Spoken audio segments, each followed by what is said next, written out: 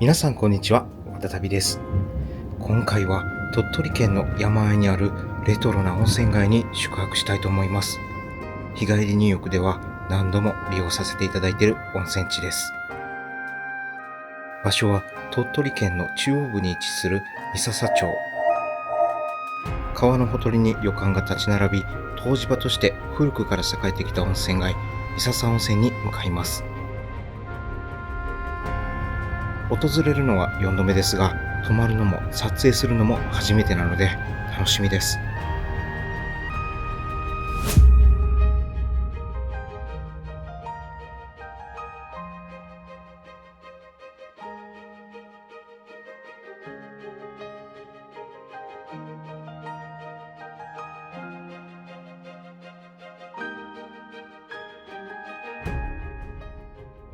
はい、三笹温泉といえばね、すぐ近くにある三徳山の投げ入れ堂なんですけど、2名以上じゃないと入山できませんので、今回はね、残念ながら行くことができません。なので、三笹温泉からすぐにある絶景を巡っていきたいと思います。皆さんでも手軽に訪れることができる絶景を巡ります。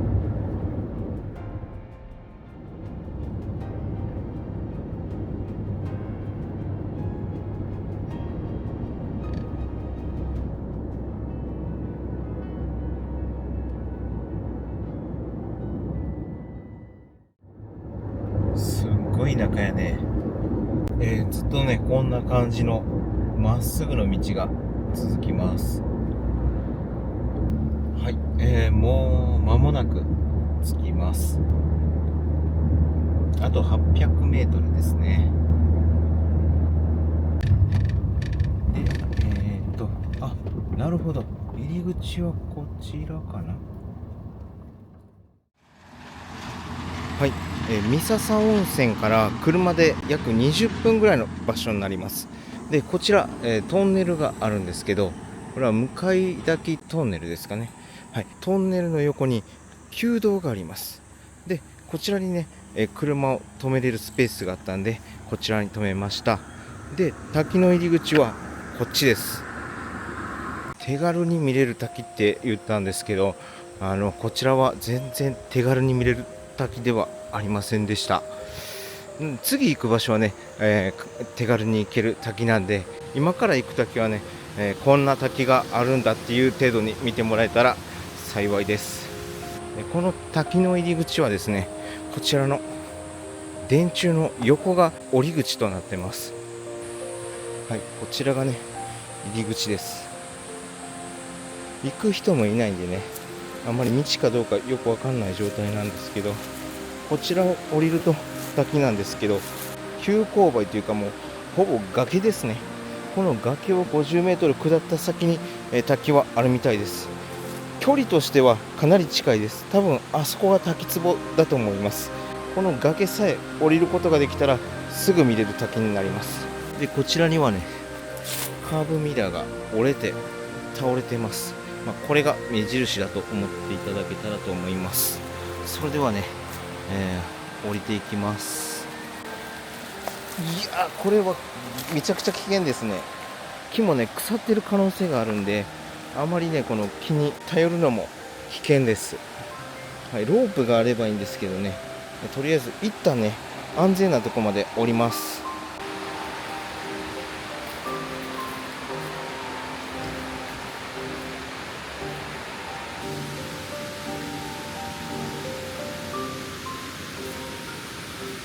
傾斜がマシなとこまで降りてきました。さっきの入り口から6、7メートル降りてきた場所になります。この距離をね、クリアすれば、あとは簡単に降りていくことができます。で、こちらうっすらね、階段があるの分かりますかね。階段になってるんですけど、もしかしたら、以前はね、観光地だったのかもしれません。この辺はもう安全ですね。あとは、あそこまで下っていくだけです。とはいえ、枯葉が滑るんで、で、この階段もね、土とか枯葉が乗ってて、かなり滑りやすくなっているんで、気をつけながら向かいます。もう大丈夫ですね。ほんと初めのね、入り口の数メーターだけ危ないです。あとは大丈夫かなとは思うんですけど、はい。まあ、滑る可能性はあるんで、注意しながら降りていきます。降りてきました。すごい。ちょっと降りてきただけなんですけど、こんな高低差があったんですね。はい。で、もう、あそこにね、滝壺が見えてます。早速ね、どんな滝なのか見てみます。よし。よっ。おー。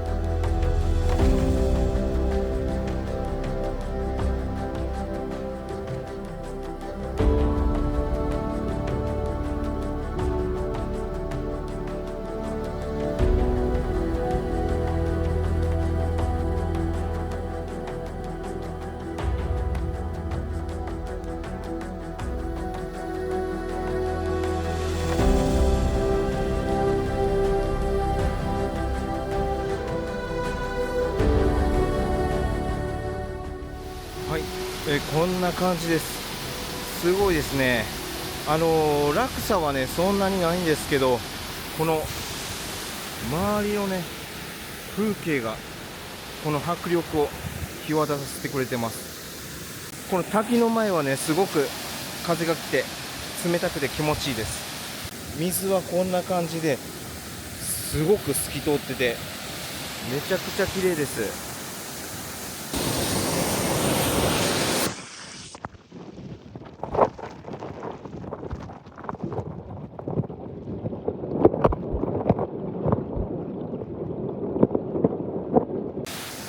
さっきの降り口から5分もねかからないです。というか降り口がね見えてるんで、降りて本当すぐですね。カメラのレンズが割れちゃって手が反射して映ってます最悪。入り口の付近だけ危険なんで、行かれる方は、自己責任でお願いします。はい、というわけでこんな滝でした。それではね次の目的地に向かいます。よいしょ。はい、戻ってきました。すごくいい滝なんですけど、この初めのこの入り口だけ大変です。はい、次の目的地に向かいます。滝をね3カ所回ろうと思ったんですけど、滝ばっかり行ってもね皆さんもねまた滝かよと思われるんで、あと1カ所だけね滝の方に行きたいと思います。ちょっと離れますけどハワイ温泉の近くにある滝に向かいます。ハワイ温泉と三笹温泉の間ぐらいですかね。ここですね、上石橋を右折します。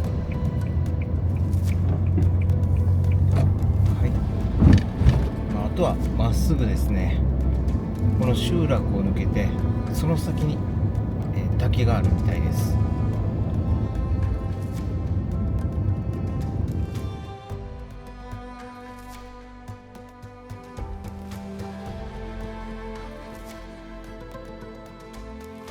はい、もうちょっとで到着です。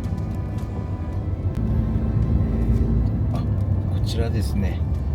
これ鮎帰りの滝で、駐車場はないんで、この飛べます。よいしょ。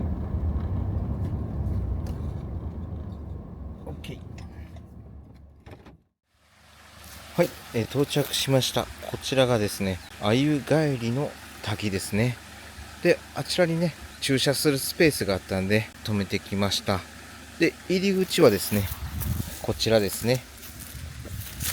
はい、こちら道になってるんで、これを降りていけばすぐ滝があります。歩いてね1分もかからないんで、もう早速見に行きます。で、一応ね、長靴履いてきました。もしかしたら短パンでマリンシューズ履いていった方がいいかもしれません。とりあえず長靴で行きます。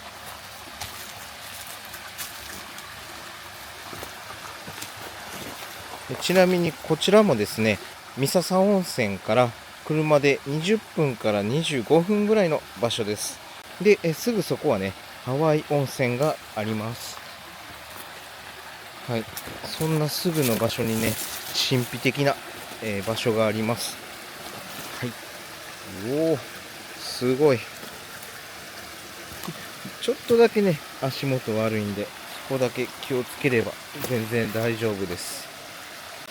このね、プチゴルジュの先に滝があります。見えてますかね。はい、こんな感じですごいですよね。もう自然にできたとは思えない感じの場所です。切り通しみたいになってますね。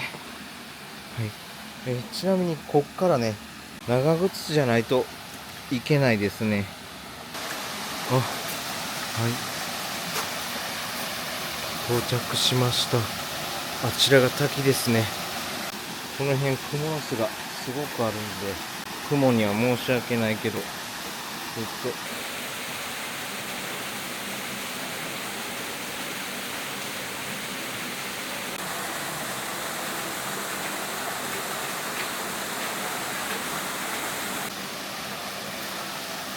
すごいな。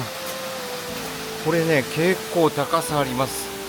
プチゴルジュといえどなかなかの迫力があります。あ、そしてここからすごくひんやりしますね。この辺が限界ですね。この先は腰ぐらいまで浸かりそうです。水着とかで行くのがいいかもしれないですね。特に夏場だと。今ね11時ぐらいなんですけど、ちょうどね真上に太陽が来て、すごくね神秘的な感じになってます。もう少し早くてももう少し遅くても多分ねすごく暗い場所だと思います。なのでこのね太陽が真上に来る時間帯が綺麗に見えると思います。魚とかはねいなさそうなんですけど、一応、水中撮ってみます。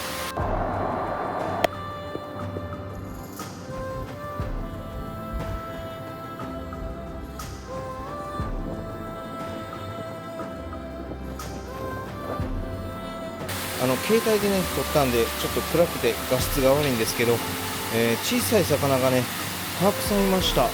水中映像だとちょっと濁って見えますけど、この上から見るとね透き通った綺麗な、川になっています。想像以上に神秘的な場所でした。でもう歩いてね1分とかで来れるんで、ハワイ温泉とか三笹温泉の近くに来たら打ってみてください。はい、それではね、戻ります。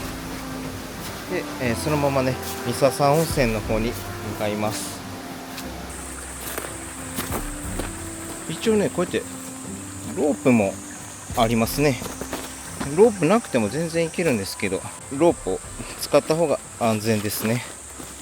はいはい、できました。なんかこちらにも歩道みたいなのがあったんで来ました。さっきの滝の真上ですね。ここは滝の真上に出てきました。向こうからだったら分からなかったですけど、2段の滝になってるんですね。下からだったら全然分からなかったですけど、かなりの落差がありますね。今この立ってる位置から。どれぐらいでしょう。10メートル以上ありますね。滝から先はですね、もう小さな川ですね。こんな小さい川がこうだんだんとね大きくなっていくんですね。自然の神秘を感じますね。よし。はい、それでは、温泉の方に向かいます。ここから、15キロ、約22分で到着です。日本じゃないみたいね。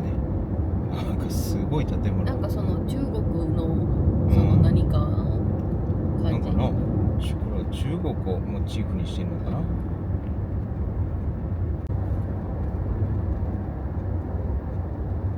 三笹温泉はね、フランスとの交流があるんで、こうやってね、道中に、日本の国旗とフランスの国旗がたくさん立っています。よし。三笹キュリー祭り、キュリー祭。まずはこちらの駐車場に停めて、温泉街の方をね散策したいと思います。ちなみにこちらの駐車場は無料です。いや、もうカンカン照りでめちゃくちゃ暑いです。さすがに暑いんでね、お客さんも歩いてないですね。ここからね三笹温泉の温泉街の入り口になります。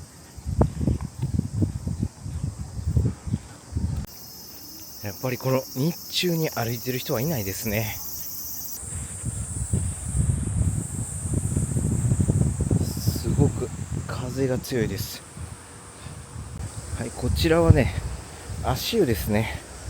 カジカの湯。営業時間は9時から21時半までみたいですね。こちら三笹温泉は開湯850年以上続く歴史ある温泉です。高濃度のラドンを含む世界屈指の放射能泉です。ラドンはラジウムが分解されて生じる弱い放射線のことで、体に浴びると新陳代謝が活発になって免疫力や自然治癒力が高まるそうです。でこれがホルミシス効果っていうみたいなんですけど、三笹温泉地区の住民のがんによる死亡率が全国平均の2分の1で、これはホルミシスの学説を強く証明するものでもあるそうです。普通の温泉とはちょっと違うのはミネラルが豊富なので、飲むと胃粘膜の血流増加が期待され、温泉に含まれるラドンを吸うと老化や生活習慣病の原因である活性酸素を除去しやすくなるそうです。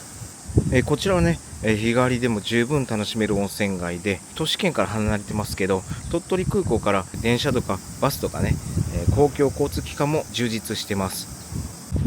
で今橋を渡ってこっちに来たんですけど、この通りは、宿泊施設がたくさん並んでます。レトロな温泉街は2つ目の橋の路地裏からレトロな街並みになってます。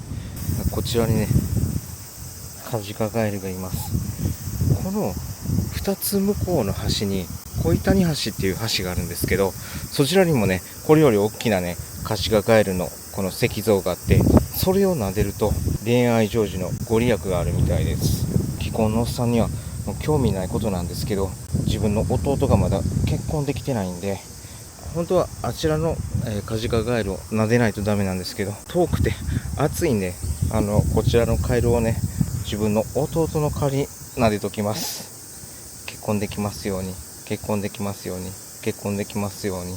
今はどうかわかんないですけど、ストリップ劇場とか、あとはね射的とかスマートボールとかね楽しんだりすることができます。今回泊まるのがねこちらの旅館になりますね。重要文化財のお宿になります。こちらはねまた後でご紹介します。ちょっとねカメラのレンズが割れちゃってね、この辺光が入り込んでます。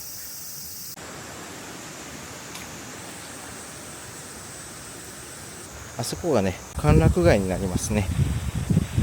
この更地なんですけど、地元民から愛されてる玉割の湯っていう日帰り入浴施設があったんですけど、なくなっちゃってますね。玉割りの湯なんですけど、男性陣は痛々しい名前だなと思っちゃうんですけど、菩薩様から、賜ったお湯として名付けられたのが名前の由来と言われています。なのでご安心ください。で、源泉 100% の、三笹温泉の湯をリーズナブルな価格で楽しめるのがポイントだったんですけど、今はないみたいですね。500円で入浴できてね、夜何時だったかな、10時とかでもやってたと思います。はい。今調べたらね、2年前ぐらいに、潰れちゃったみたいです。で、今代わりのね、温泉施設がネットに載ってたんですけど、どこもね900円とか1000円とか、高いとこばっかりでした。今ね、橋の対岸に来たんですけど、こちらがね、三笹温泉のシンボル、河原風呂ですね。24時間無料で利用することができる混浴の公衆露天風呂です。で、今もね、すっぽんぽんのおじさまたちがたくさんおられます。なのでちょっと近くで撮ることはできないんですけど、はい、こんな感じでね、無料で入ることができます。川にはね、食べ頃サイズのね、魚がたくさん泳いでます。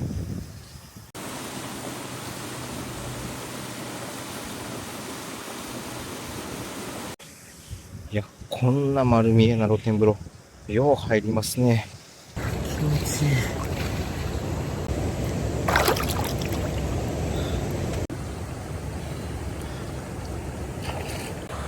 入ってきました。お客さん、めちゃくちゃ多いです。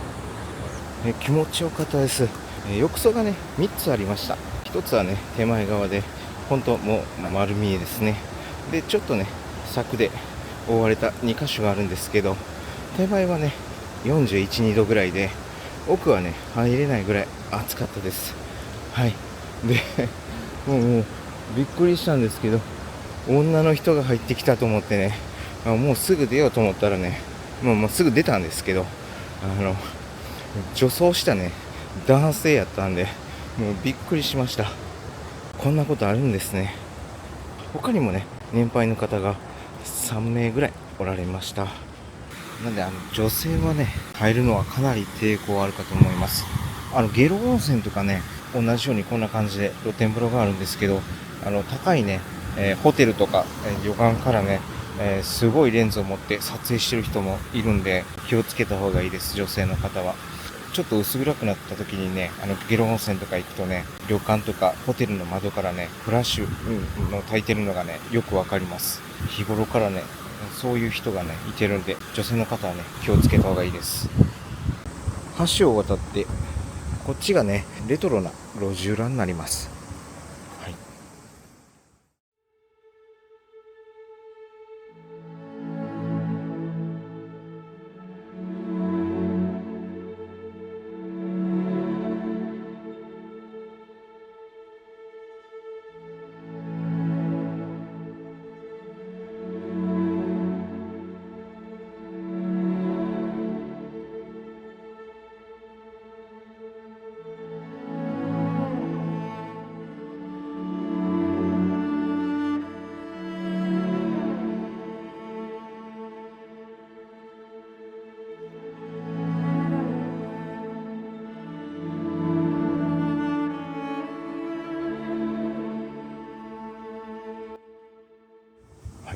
こんな感じでね、射的とかスマートボールが楽しめます。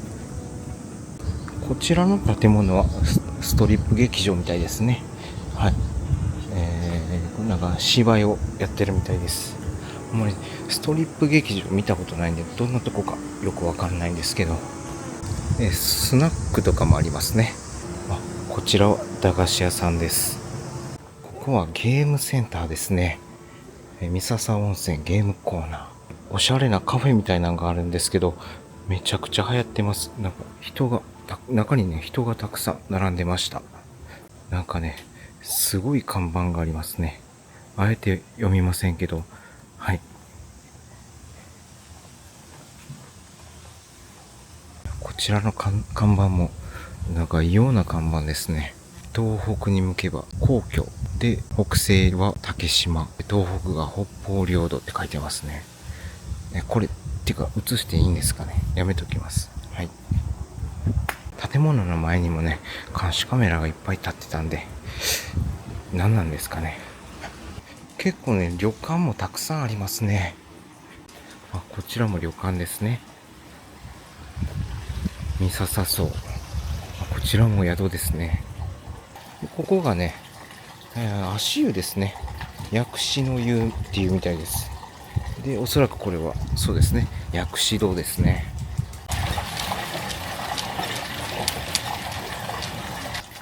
風車がたくさん回ってます。これは夏限定なんですかね、それとも普段から風車なんでしょうか。ちょっとね、暑すぎて足湯に入ろうという気にはならないんですけど、もうせっかくなんでね、足湯に入りたいと思います。暑っ。ちょっと待って。いや、これね、5秒使ってられないぐらい暑いです。いや、何度あるんですかね。もう足がジンジンするぐらい暑いです。5000温とか書いてないですよね。暑っ。触れないぐらい暑いです。なんじゃこら。これは入れんで。いや、せっかく温泉街に来てるんで、温泉街を楽しんでるような風景を撮ると思ったんですけど、暑すぎて入れなかったです。なんだこら。一応ね、こちらにコップが置いてあって、飲泉もできるみたいですね、こちらで。宿やのにこういうの売ってるんですね。こっちに行くとね、株湯と三笹神社があります。こちらが三笹神社ですね。すごく歴史がありそうな神社ですね。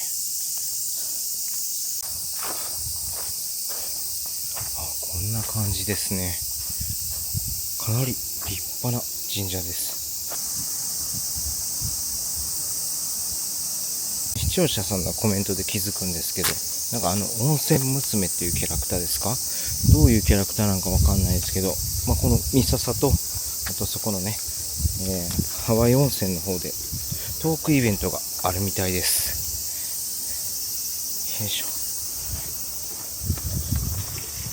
もうこっちの方に来るとね、温泉街というよりも普通の、住宅街になりますね。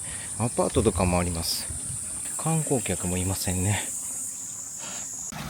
はい、三笹温泉発祥の地、株湯。この三笹温泉発祥の地っていうのは意外とこういう人気のないとこなんですね。こちらが株湯ですね。三笹温泉の始まりの湯みたいですね。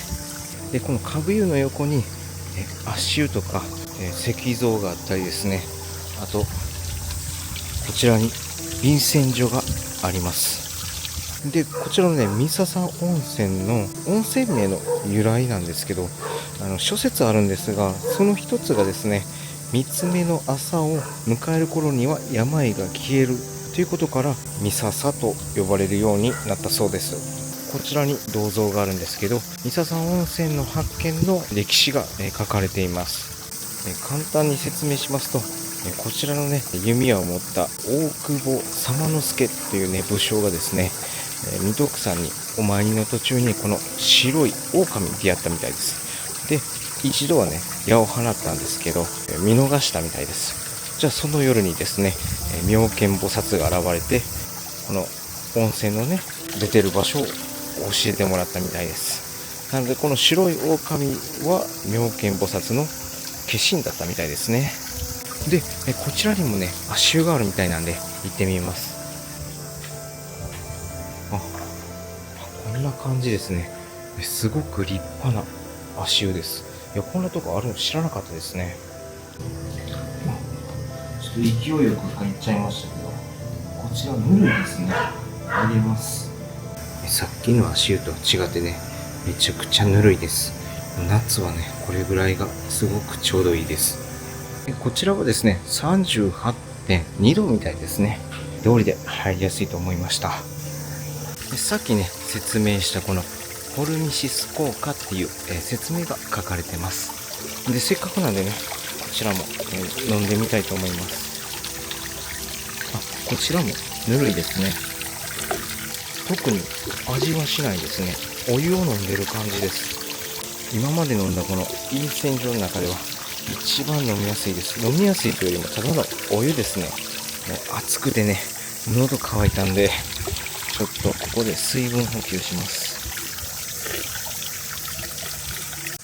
はい、ということでですね、河川敷の旅館街から始まって、で、レトロな歓楽街があって、温泉街の端っこにはですね、株湯があるっていうような、感じです。こちらの歓楽街はですね、まだ開いてないんで、また夜に楽しみたいと思います。お土産屋さんですね。お土産とか、魚介が売ってるんですかね。はい、ちょっと入りにくいんで入らないですけど、こちらになんかコンビニみたいなのがありますね。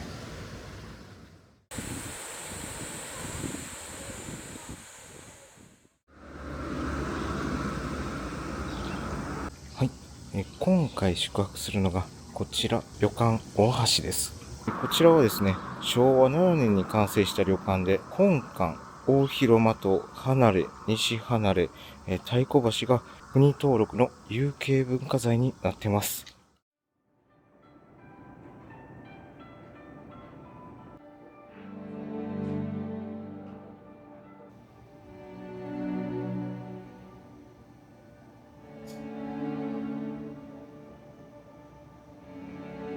玄関入って、こちらがフロントですね。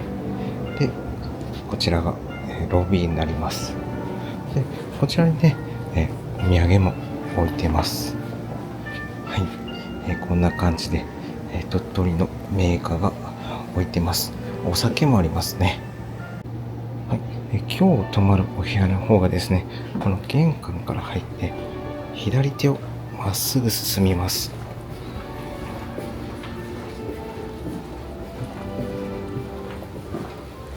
はい、こちらが岩窟の湯ですね。今はね、女湯になってます。はい、でこちらですね。でさらに下がります。よいしょ。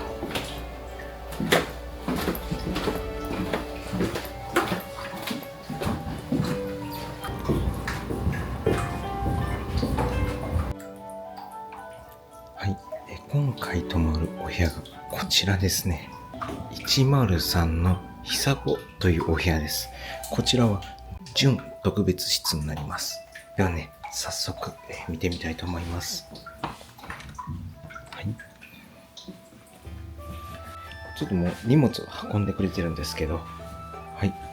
こんな感じの、まずこの広い空間から始まります。で、こちらがお部屋ですね。はい。こんな感じの、6畳の間になってます。はい。純和風なお部屋ですね。ちょっとぐるっと回ってみます。はい。こんな感じですね。こちらの扉が、クローゼットと、こちらね、浴衣とか、バスタオルが用意してくれています。これは、この小さい扉は何でしょうか。あ、金庫ですね。金庫がね、2、4、5つありますね。それぞれ鍵がついてます。このお部屋はこんな感じでした。で、次、こちらですね。こちらがすごいんですね。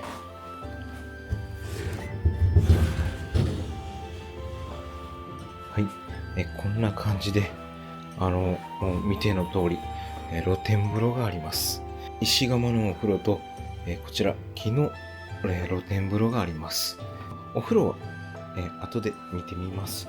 で、こちら、右手にも扉があります。こちらはですね、洗面所と、こちら、バスルームですね。で、こちらがトイレですね。トイレはむちゃくちゃ暑いです。和室とは全然異なる感じの空間です。こちらもですね、さっきの和室とは全然想像もできない感じの今風なすごくおしゃれな洗面台です。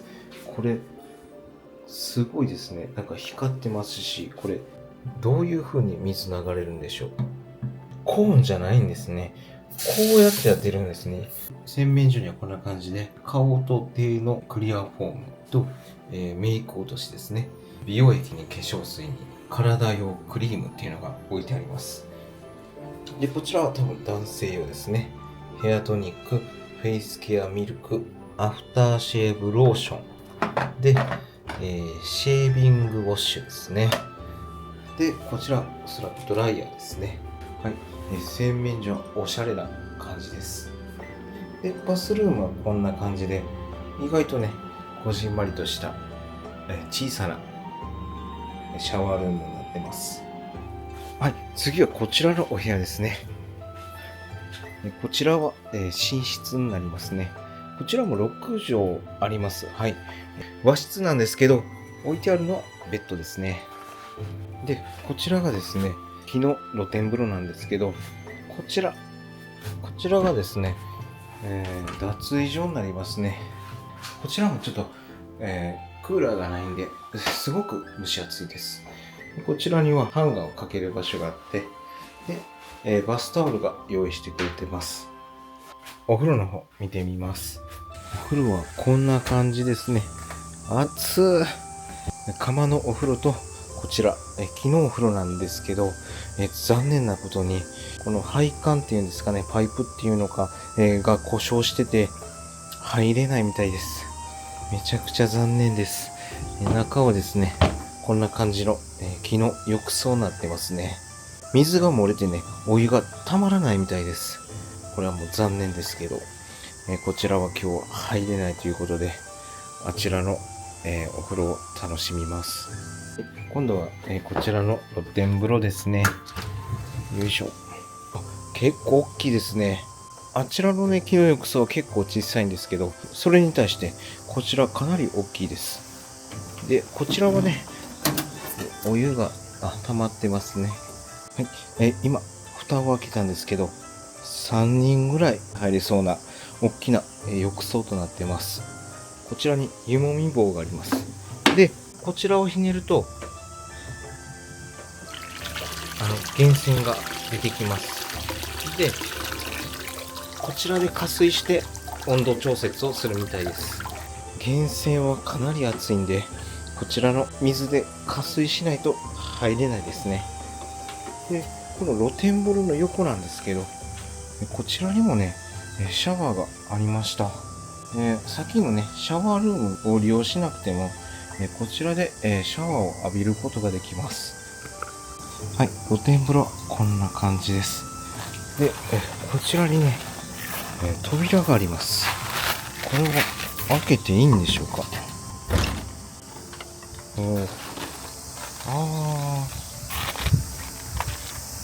すごい。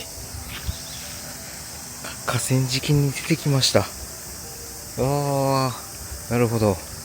ということで、なんかね、外に出ることができます。はい。お菓子が置いてありました。さっきね、チェックインした時に冷たい緑茶とスイカを用意してくれました。めちゃくちゃ暑かったんですけど、そのスイカでね、生き返りました。で、こちらはですね、稲葉の白うさぎっていうんですかね。こちら鳥取のメーカーになると思います。触った感じと、あとこの写真の見た目、これはひよこまんじゅうですね。ちょっと開けてみます。ひよこまんじゅうならぬうさぎまんじゅうですね。めちゃくちゃ可愛いです。真正面から見るとうさぎじゃないですね。カエルですね。ちょっとうさぎにはあまり見えないんですけど、はい、こちらのメーカーになります。中は多分白あんじゃないですかね。はい、白あんでした。すべてね、なんとなく想像つきますよね。じゃあ早速ね、ちょっといただいてみます。めちゃくちゃ美味しいです。美味しいんですけど、すごく水分を持っていかれます。こちらがですね、館内の案内図になるんですけど、文化財特有の複雑な作りとなっています。複雑というよりも、階段がね、非常に多いですね。いろんなとこにね、小さな階段とかがあります。でもね、それがまたね、味があってすごくいいんです。客室がね、1階になるんですけど、玄関は2階になります。玄関入ってすぐ左手がね、フロントになって、その正面がロビーと売店になります。左側は客室になりますね。で、右側も、客室なんですけど、ずーっとね、まっすぐ行くと、突き当たりの階段を降りると、こちら、せせらぎというね、温泉があります。こちらは内風呂、ヒノキ風呂、で、露天風呂があるみたいです。その隣はですね、くつろぎどころ、湯庵っていうんですかね。これも後で見てみます。で、1階はね、客室が4部屋あって、こちら、岩窟の湯っていうのがあります。で、この岩窟の湯がですね、こちらの旅館の名物の温泉で、泉質がトリウム泉になるみたいです。トリウム泉はですね、昭和23年に世界一の濃度と言われるほどの泉質の温泉になります。これはね、来たら絶対に入れないとダメですね。3階は大広間ですね。こちらお食事どころになります。こちらの301ですね。これがね、この旅館で一番いいお部屋みたいです。で、大広間の右側は、ずっと客室が、続いてるっていう感じですね。この岩窟の湯なんですけど、昼の2時から21時までは女性専用になってます。21時30分から20時30分で、朝5時から10時までお得意みたいです。ちょっとね、真っ暗な中入るのがちょっと残念なんですけど、女性の方はね、21時までに入らないと、もうこの岩窟の湯が入れなくなるんで、注意が必要ですね。はい、こちらの旅館はですね、日帰り入浴も可能ですね。16時から20時の間だけ日帰り入浴が可能みたいです。なんで、この日帰り入浴客を避けたい場合は、16時までに入らないといけません。日帰り入浴のこの時間は、岩窟の湯は女湯になってるんで、男性は日帰り入浴で岩窟の湯に入ることはできないですね。岩窟の湯に入りたい人は、宿泊しないと入れません。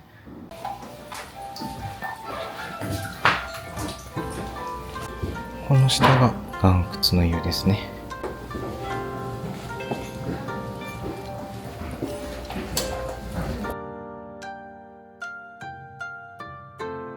こちらは喫煙所ですね。めちゃくちゃ広いです。こちらがですね、せせらぎですね。今お得意はこちらのせせらぎですね。で、この左側がくつろぎどころ湯庵。こんな感じで。すごい。で、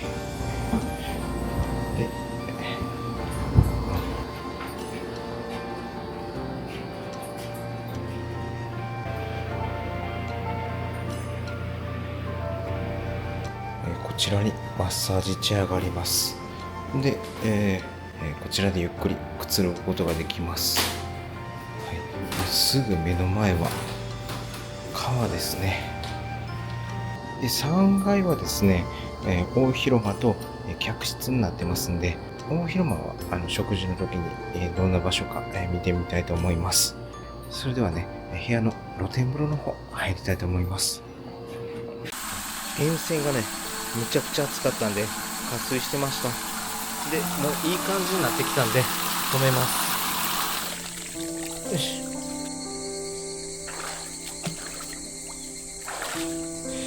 だいぶね、いい感じだと思うんで入ります。ちょうどいいです。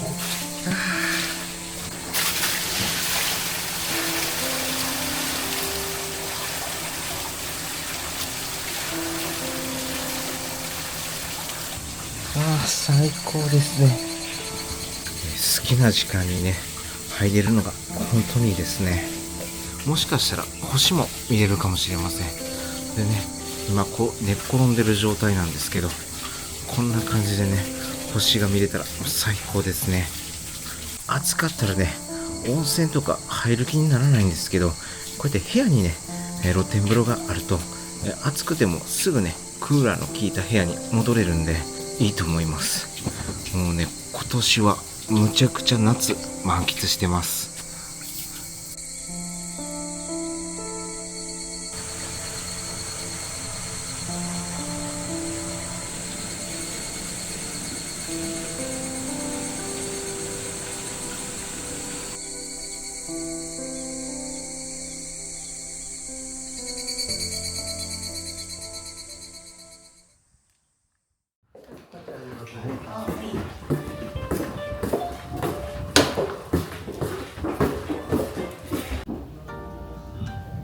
ここも重要文化財です。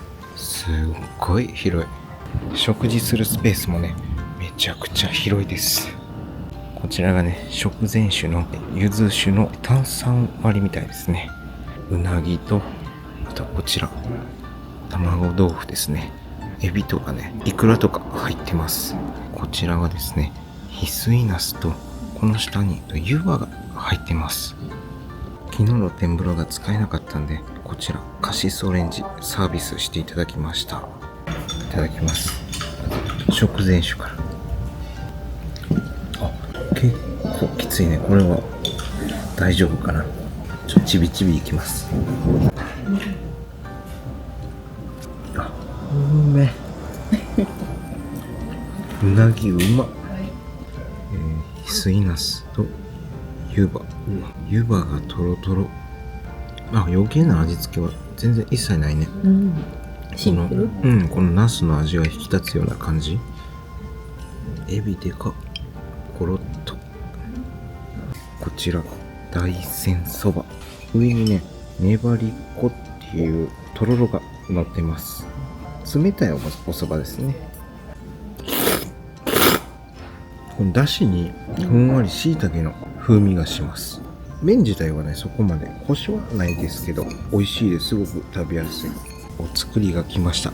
車エビと平木貝、島味にマグロの中トロと、こちら白イカですね。食事のコースは、スタンダードプランなんで、特別いいわけではないです。はい。美味しいね。美味しい。ホタテとかとまた違うね。すごく食感があって、噛めば噛むほど甘みが出てくるみたいな感じの貝。平木貝ってこんな大きい貝殻なんですけど、これぐらいしか貝柱が取れないんで、貴重っちゃ貴重ですね。島味。醤油に油がすごく浮いてます。めちゃくちゃ分厚いから、すごい食べ応えある。美味しいな。うわでかい。弾力がすごい。鳥取和牛の陶板焼きです。美味しそうですね。ちょうどいいサシの入り方です。これぐらいがね、一番美味しいと思います。いい感じ。はい。こちらのね、自家製ポン酢でいただきます。大根おろしが入ってますね。ちょうどいい油。すごく甘みもあって美味しい。これどうやってこの美味しいとか見分けてんのかな。一口食べてんじゃん。野菜だけ残ってしまいました。こちらトウモロコシのかき揚げまんじゅうで、こちら豆腐がでトマトですね。白だしのあんがかかってます。この白だし自体がすごい優しいです。中とろっとしてて、外はカリッカリ。トウモロコシの甘みがきて、どんな味って言われても難しいね。メニューがあとちょっとで物足りないなって思ってたんですけど、このトウモロコシのね、かき揚げまんじゅう、これで一気にね、お腹がね、7割ぐらいまで来ました。こちらは酢の物ですね。一番下がレモンで、この白いのがホタテですね。で、みょうがが乗ってて、きゅうりでね、イサキが巻かれてます。で、こちらはですね、土佐酢のジュレです。見た目だけでもね、涼しいですよね。夏を感じるね。イサキもこれから旬になって脂がねどんどん乗ってくるんですけど、麦わら帽子のようにねイサキの表面が小麦色になってきたらね、麦わらイサギって言ってすごくね美味しい時期のイサキになります。結構酢が強めなんやけど、イサキで緩和されるって感じ、その酸っぱさが。こちら最後の料理ですね。しじみの冷製茶漬けです。お米の中にね刻んだ大葉が入ってるんで、食べなくてもね美味しいのがわかります。こちらのしじみはハワイ温泉の前にある何池っていうのが忘れましたけど、あちらで採れた大きいしじみだけを使ってるみたいですね。で、淡水と海水が混じり合う池なんで、ちょっと塩気のあるしじみだそうです。白米になっちゃいますけど、一応ねおかわりできるみたいです。あとこちらに漬物もあります。はい、いただきます。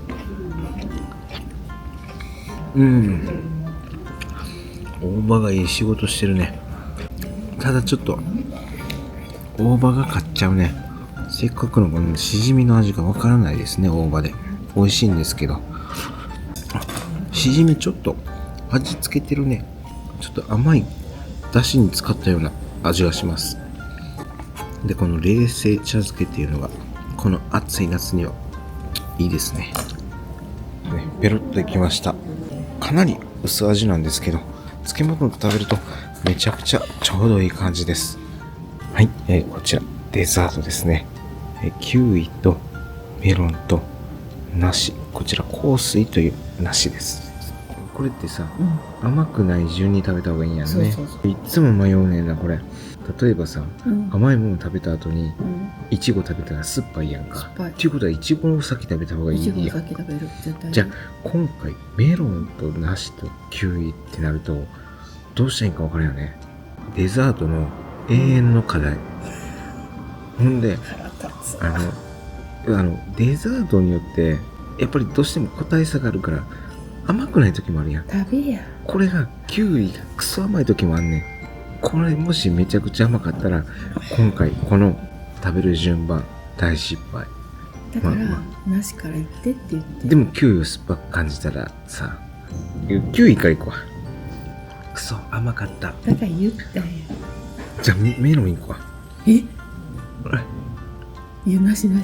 だってさ、メロンってそこまでなんていうの甘いってイメージないんやけど。言って。いきます、メロン。言ったよ。メロンが甘いから。甘い。じゃあもう残すはなし。はい、いただきます。いや、これが正解。いや違う、絶対違う。皆さんはね、この宿の最後に出てくるこのフルーツ問題、これ悩んだことないですか？自分はね、しょっちゅう悩みます。どれから食べたらいいのか、どれがね正解なのかわかんないですね。難しいね。はい、ということでね、ごちそうさまでした。美味しかったです。男性はねちょっと足りないかもしれないですね。自分はねちょっと足りないかな、でももう一品食べたらお腹いっぱいになるかなっていうような感じでした。昔の自分だったらね絶対足りないです。なのでここの旅館は美味しいですけど、もしかしたら男性にとってはちょっと量が少ないかもしれないです。はい、それではね、夜の三笹温泉を散策したいと思います。なんかね、外がかなり騒がしいんで、なんでしょう。とりあえず行ってみます。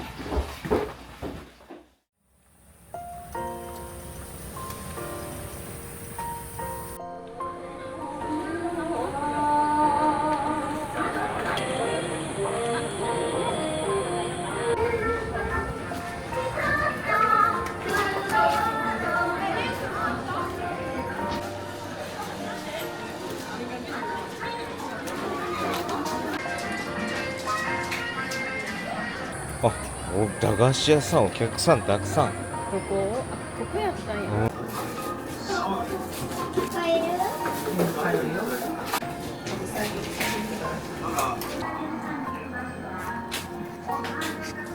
駄菓子をたくさん買いました。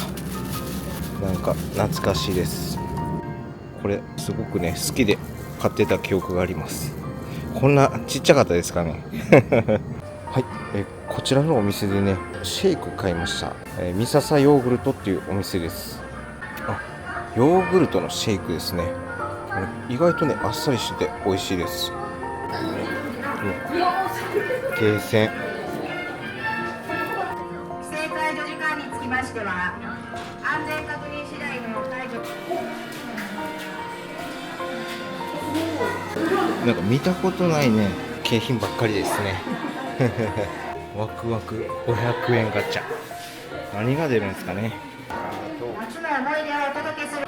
めちゃくちゃお客さん多いですね。なんか今からね花火が始まるみたいなんでちょっと見てみます。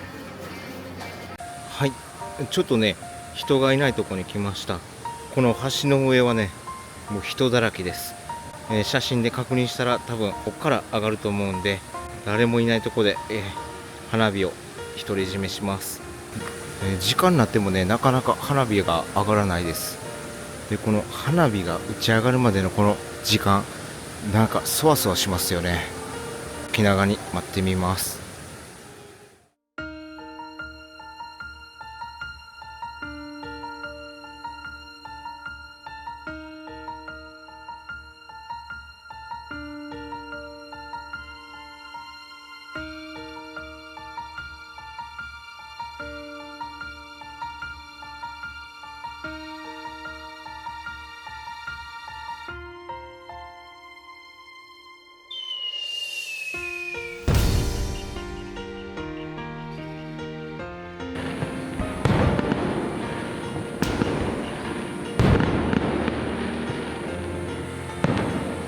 なるほど、ちょっと場所が悪かった。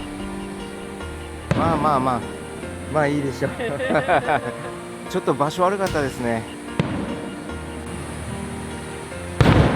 すごいね、いいですね。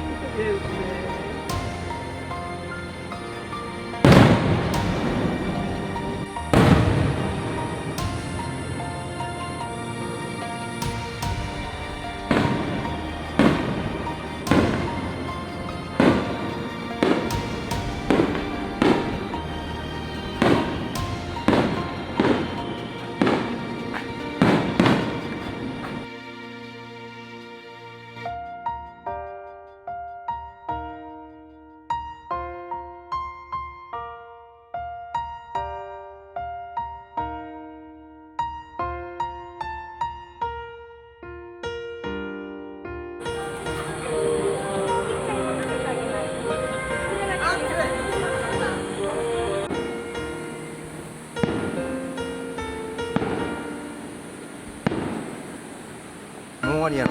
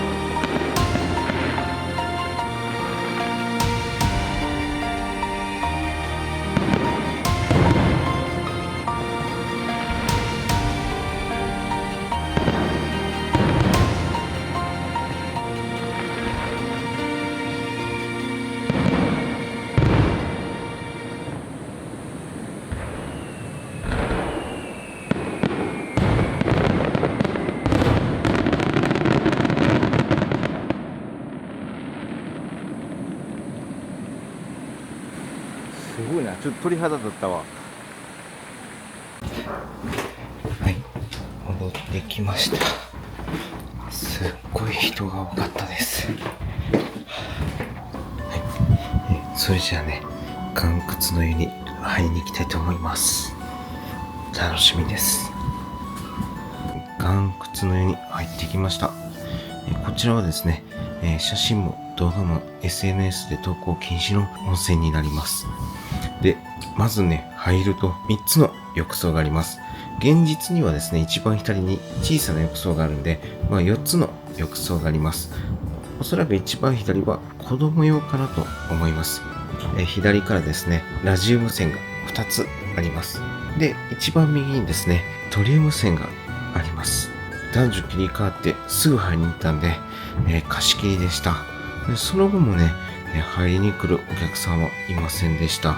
すべてのお湯に入ったんですけど、泉温以外の違いは正直わかりませんでした。浴槽はですね、夜に入ったからかわからないですけど、岩がね、青く光ってて、すごくね、神秘的でした。浴槽の地面はすごくね、ゴツゴツした、もう岩というか、自然の中で入っているような感覚の、温泉でした。清掃してる時間にですね、泉温の方とちょっとお聞きしたんですけど、一番右のね、お湯の方がね、41度でした。日によってね、全然温度が変わるみたいです。川が増水すると、泉温もね、上がるみたいです。なのでね、毎日泉温の違う温泉を楽しむことができます。もったいないんでね、今からまた、露天風呂に入ります。だいぶぬるくなっちゃってますね。お湯足しときます。意外と星が見えますね。ちょっとこのカメラにはね、残念ながら映らないんですけど、これはめちゃくちゃ贅沢です。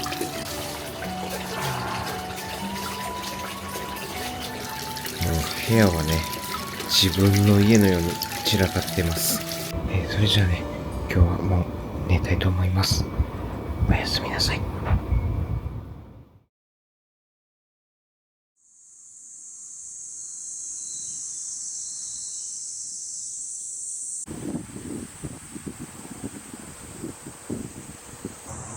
おはようございます。朝からね、こんな露天風呂に入れるなんてめちゃくちゃ贅沢です。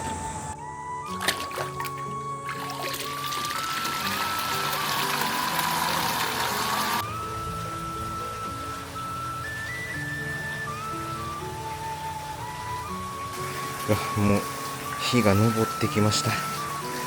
暑いですね、今日も。それではね、朝食会場の方に向かいます。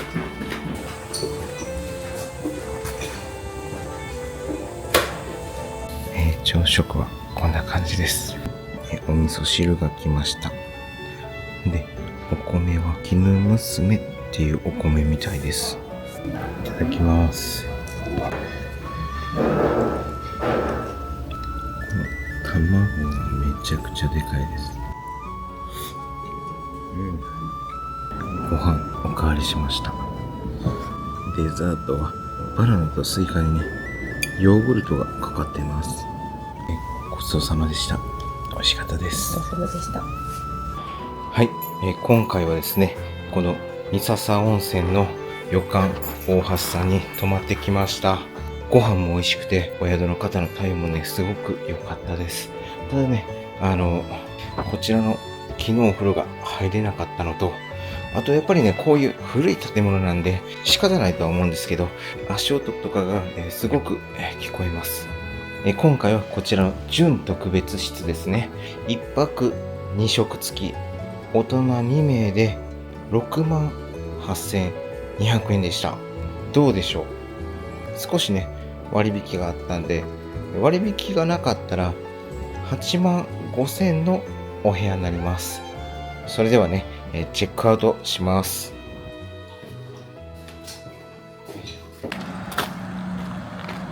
暑い。はい、次の目的地に向かいます。